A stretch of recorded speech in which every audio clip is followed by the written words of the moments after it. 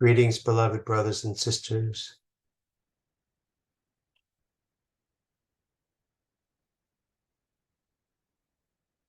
There is an old story about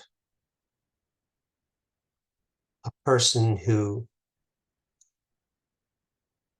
goes to heaven in the typical way heaven is portrayed, with clouds and angels and St. Peter. Anyway, he enters the door and he sees a kind of hell in that people are sitting at this fabulous banquet table and there's this wonderful broth, a bowl of broth in front of everyone that has everything good in it you could ever want, like this wonderful soup. And unfortunately, the people at the table don't have elbow joints that can bend. So their arms are stiff. There are spoons, but they can't figure out how to feed themselves. And each person is struggling to get this wonderful nourishment into their mouth. They can't do it because they can't bend their elbows for some reason. And this was kind of a frustrating example of a kind of hell. No one could quite figure out how to get the goodness to themselves. And then the person is shown into another room. And in this room, it's the same interesting thing in that everyone has stiff elbows there too. And it's the same wonderful bowl of soup or stew or broth or whatever that was. And yet, at this banquet table, they are using their stiff arms to feed each other. Each person is reaching across, taking the spoon, ladling out some, and then feeding the person across from them with their long arms. And in this way, everyone is getting fed. And that was kind of a depiction of heaven. Something similar is going on now on the earth, which is that there's a tremendous, tremendous gap, ever increasing, between the rich and the poor. There are 3 human beings whose net worth is greater than that of 15 other countries. The very wealthy are getting wealthier, and the poor are getting poorer, can barely get by.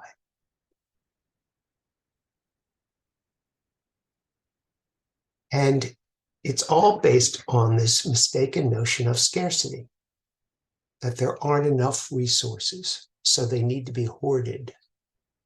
That those in power need to hold on to more power. That whatever wealth you have isn't enough.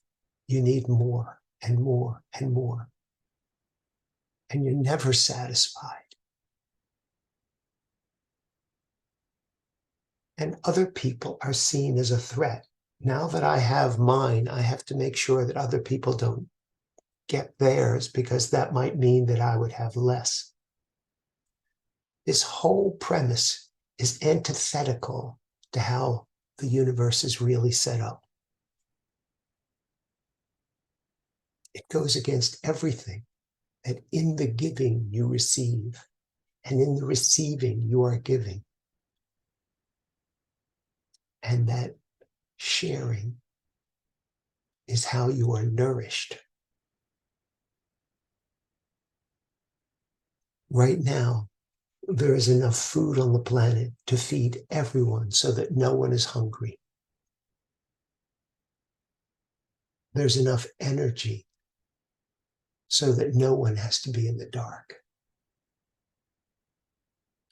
What's missing is the willingness to trust love and caring over individual survival and scarcity.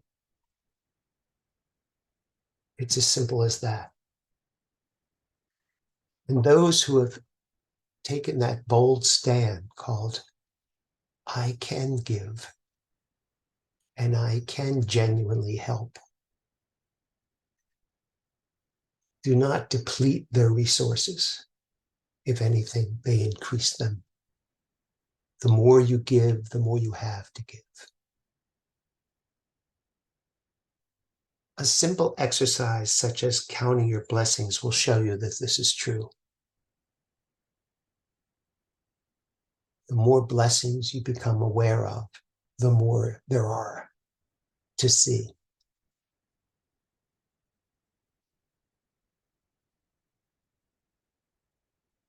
Until you realize that your whole life, that every breath is a blessing, and that you are walking around blessed.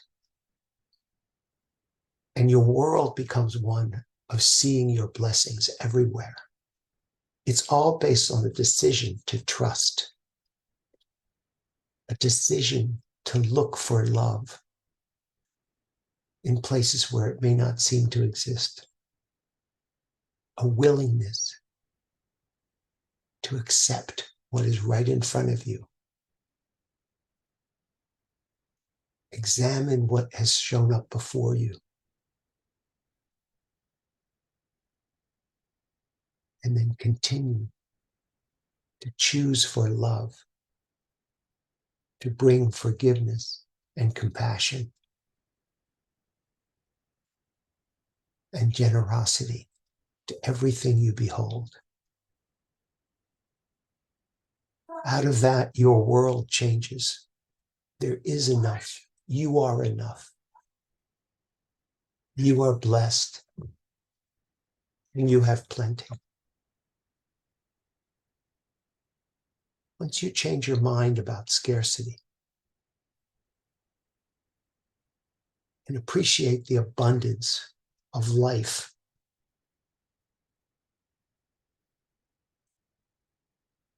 you are individually transforming the world. And it is contagious. Allow yourself to treat yourself to the abundance that is you. Greed comes from fear. When you no longer fear, the greed goes away. And what you get is the blessing of giving. And in doing so, the blessing of receiving. It's just a decision, but a powerful one. I love you very much, and I'll speak with you again soon.